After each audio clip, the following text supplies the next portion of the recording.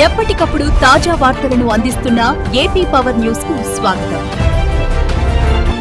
రావిపాలెం భూ పరిహార వివాదం ఆరోపణలు ఖండించిన కర్రి శ్రీనివాసరావు ఉన్నత స్థాయి విచారణ జరిపి వాస్తవాలు వెలుగులోకి తేవాలని డిమాండ్.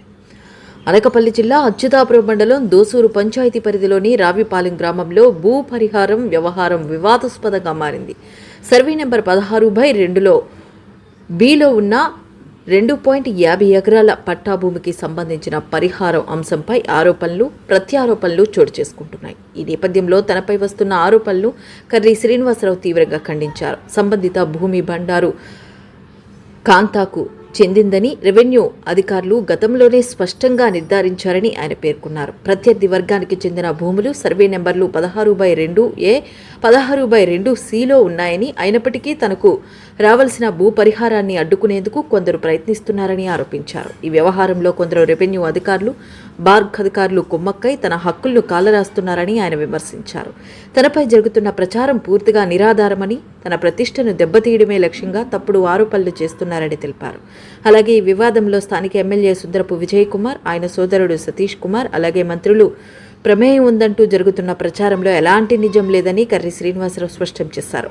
అధికారులు ప్రలోభాలకు లోనై అనవసర వివాదాలు సృష్టిస్తున్నారని ఆరోపించిన ఆయన ఈ మొత్తం వ్యవహారంపై ఉన్నతాధికారులు సమగ్ర విచారణ జరిపి వాస్తవాలను వెలికితీయాలని డిమాండ్ చేశారు.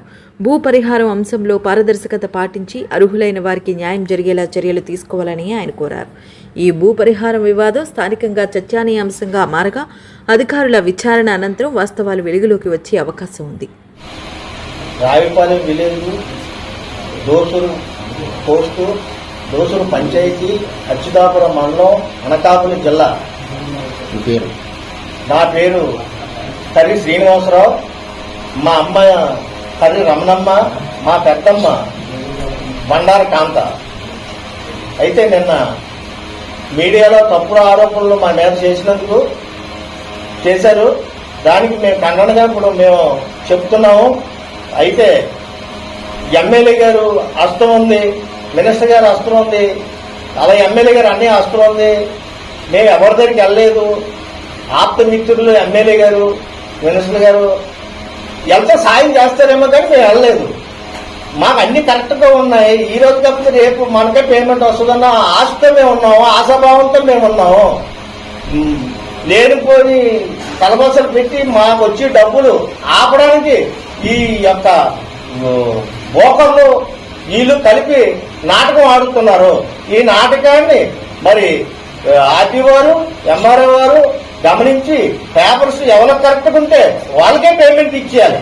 ఎంక్వైరీ పెట్టండి, పేపర్లు తీసుకోండి. పేపర్లు అనుకుంటే వాళ్ళకి ఇచ్చిమ్మనండి, పేపర్లు మాకు కట్టుకుంటే మాకు ఇచ్చిమ్మనండి. మరి ఇది ఈ విధంగా మాకు ఎంక్వైరీ చేసి న్యాయం జరిపించాలి. న్యాయం జరిపించి మరి అలాగే ఎమ్మెల్యే గారి పరిధిలో జరిగింది. మరి ఎమ్మెల్యే గారు కూడా ఇప్పటివరకు చెప్పలేదు. మరి ఆయన మీద కూడా లేనిపోయిన వాక్యాలు చెప్పారు కాబట్టి ఎమ్మెల్యే గారు ఎంక్వైరీ చేయించి, ఈ ప్రభుత్వం ఎంక్వైరీ చేయించి మాకు న్యాయం చేస్తారని కోరుతున్నాం.